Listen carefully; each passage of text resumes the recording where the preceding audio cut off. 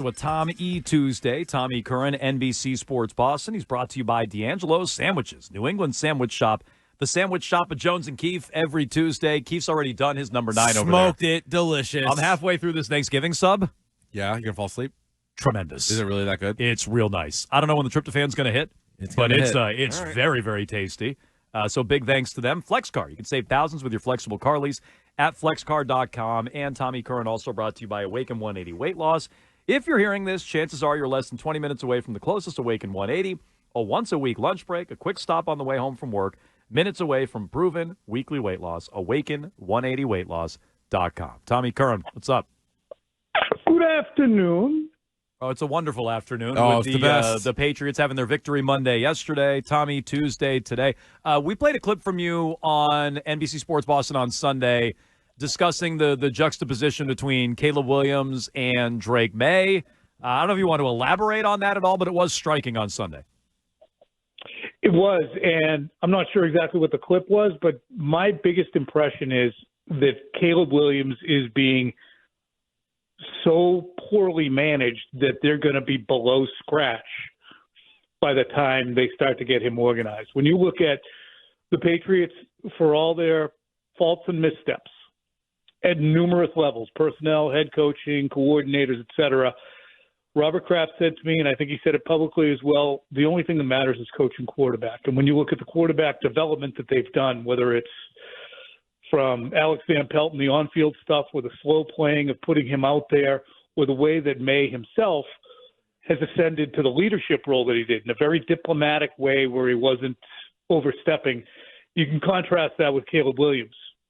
The footwork of Williams, the timing of Williams are abhorrent. He is holding the ball too long. His footwork and his just spray misses are unbelievable. He's got 19% of his throws, period, are wild.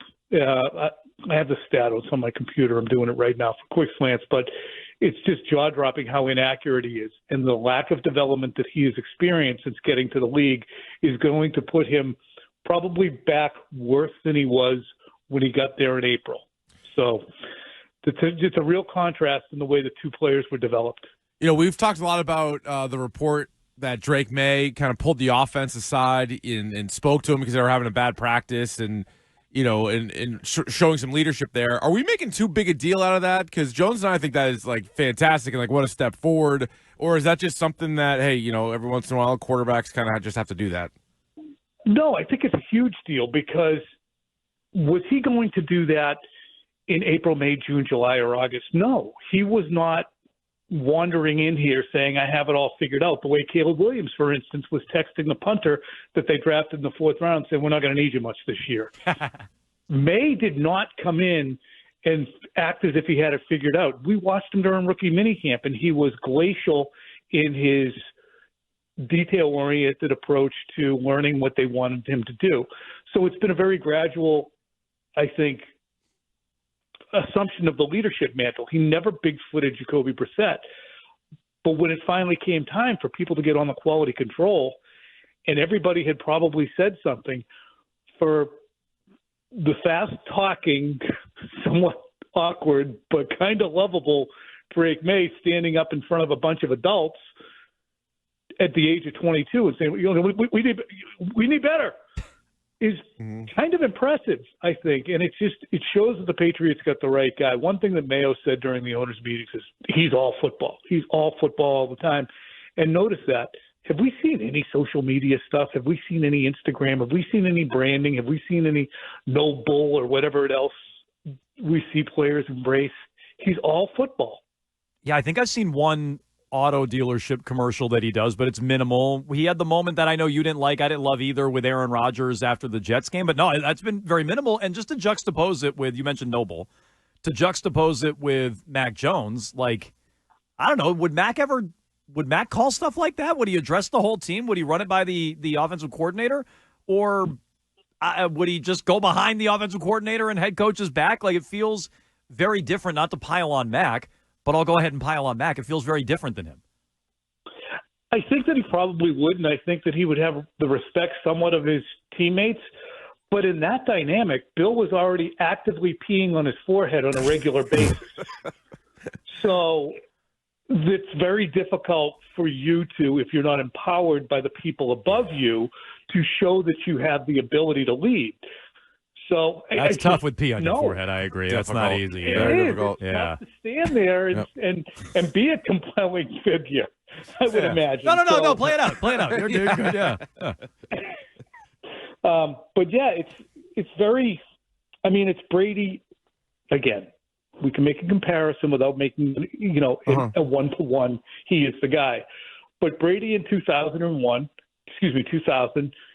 was the leader as the sixth-round pick of a fleet of draft picks, and he assumed the leadership role.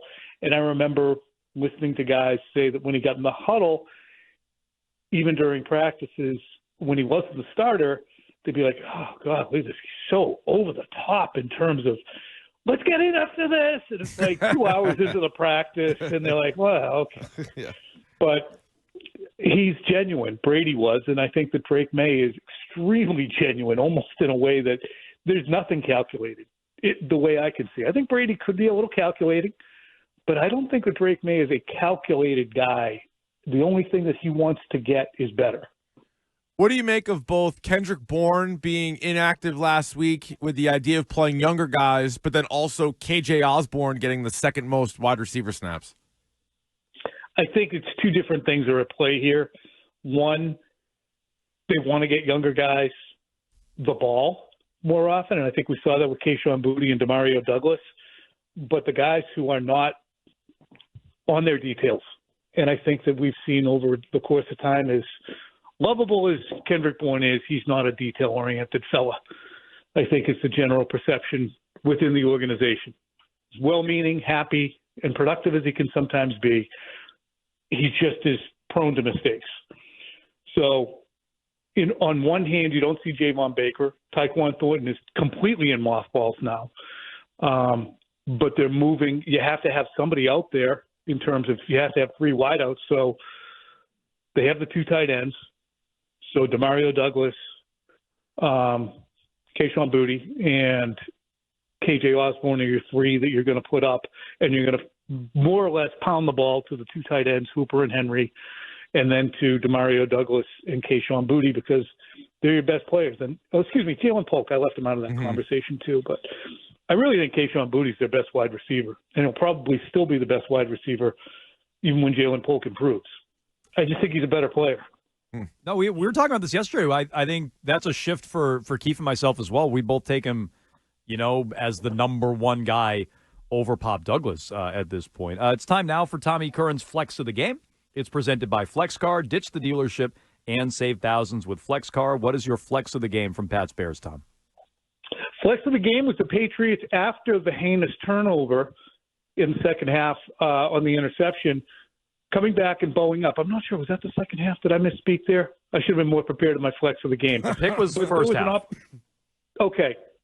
First half. Let's also then go with the bow up after that, where they did not allow points, and also the bow up in the second half after they had a kind of a sketchy first drive, and there was an opportunity for maybe the Bears to gain a little bit of momentum coming into the second half, and the Patriots forced yet another 3-and-out. So Flex of the game from DeMarcus Covington for understanding he had a sitting duck back there who was ready for the taking and an offensive line that was pockmarked and attacking it. We spent a lot of time on the defense, but DeMarcus Covington, who's been lit up several times, he saw a ball on the tee in front of him, and he hammered it with the Chicago Bears offense.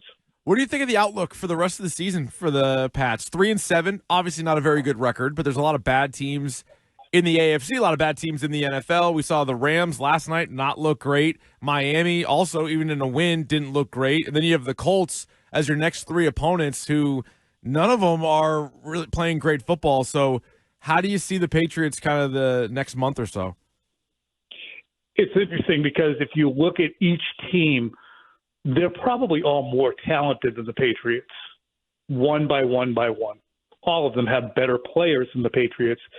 But I think Sunday is generally oftentimes just a snapshot of where your team is that week relative to injuries, overall mood, game plan. And the Jets and the Bears were able to be beaten by the Patriots because they had basically quit on their seasons. They had quit on their situations. And the Patriots were able to make hay. They weren't able to do that with Tennessee because they're not that good, the Patriots.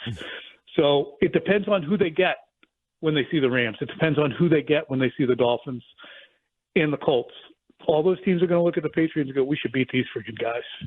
Every single team. So I don't think that they're going to go on a run. I still think that if they get to 5 wins, that's expected. 4 wouldn't stun me, and 6 would kind of open my eyes.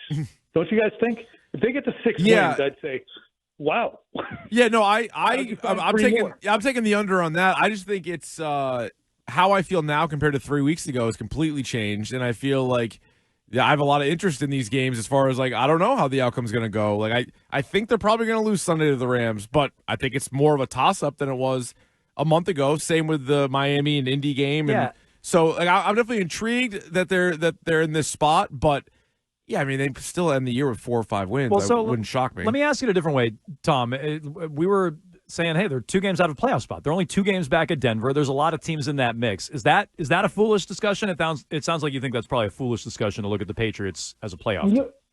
It's not, but it's foolish, I think, to look at them and say, well, that's a playoff level team, because there are, Jonesy, 3 plays away from 6-4. They are literally 3 plays from 6-4. Say they got the 2-point conversion against the Titans, Jalen Polk got his foot down, and they didn't butcher it against the Seahawks.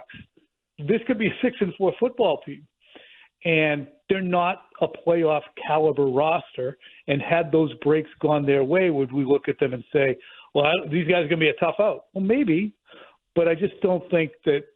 I think that would be a premature playoff appearance relative to the skill level of the team. Like, for instance, the Patriots in 1994 went to the playoffs in Drew Bledsoe's second year, and the next year they went 5-11 in 1995, and they were horrendous. And then they went to the Super Bowl the next year. I think the Patriots, it's going to totally track the exact same way the early 90s Patriots did, I believe, if they get it right. A Super Bowl appearance. I'll take that. I'll take that, Tom. Right. I don't know. Who's the Brett Favre running around with his helmet off when they lose? I couldn't sleep for weeks after that. Yeah, that was a tough image. Yeah. Tom, I don't know. That's going to be Caleb Williams. Yeah, that's right. I don't know if you saw Bill Belichick on Pat McAfee yesterday. Maybe the most surprising part of it was that A.J. Hawk asked the question, but Hawk asked him about specifically the Patriots and Drake Maye, and as you can imagine, Belichick took it to, yeah, he looks good, like outside the pocket, and Ramondre Stevenson's a great back, but really it's all about Chicago. I don't know what your take is on Bill once again, kind of sidestepping any kind of positive statements about the Patriots. He's got some bad takes. I mean, you should at some point. You should at some point acknowledge the fact that Drake Maye is better than you thought he would be when you looked at him in April at the draft. You have compelling information, Bill. People want to hear it. We respect your opinion, but be able to say, well, that's a lot better player than he is now. Don't make it sound like he's running around like a chicken with his head cut off and not being decisive as to when to run. He's not wandering around back there. That's one of the best things about his game. But I think sometimes Bill is so reluctant to laud praise or admit that, hey, I got that wrong, that he's going to stick with it. You notice he also managed to meander over to a Jacksonville side swipe. The double in that answer, the double benefit of that being, hey, Shot, I'm still here and your team still sucks, and you shouldn't have had Mac out there. He's horrendous. The guy was 6-18 in his last 24 games here. Yikes. One of the worst offenses on record, and they're still digging out on Patriots record, not National Football League. Yeah. But it's funny when you really hold his takes up to the light, how just laden with agenda they are. Well, it's a good thing they had Ramondre Stevenson drawing the defense last year when they won their 4 games, because obviously that was a big thing that helped them out. Who was his best back last year? Yeah, who was Bill's best back last year? That would be Ezekiel Elliott. So you're arguing Zeke over Ramondre. Okay, I see where you're going. Oh, my God, he was much better than Ramondre Stevenson because they couldn't block. Anyway. Matt, to knock on Bill. Some bad takes from Bill Belichick. I'm certainly familiar with one. Tommy Curran, always with Really good bad takes. pick. You can watch him on Quick Slants tonight. You can read his latest at NBC Sports Boston. Drake Maye has risen to the occasion for the Patriots on and off the field. Check that out there. He joins us every Tuesday here on Jones and Keefe. You can also catch him Thursday at 3:30 on WEEI Afternoons. Tommy Curran, we appreciate the time. Thanks so much. Thanks, guys. Good fun. Thank you. Good fun. Tommy Curran It was. joining us here on a Tom E. Tuesday.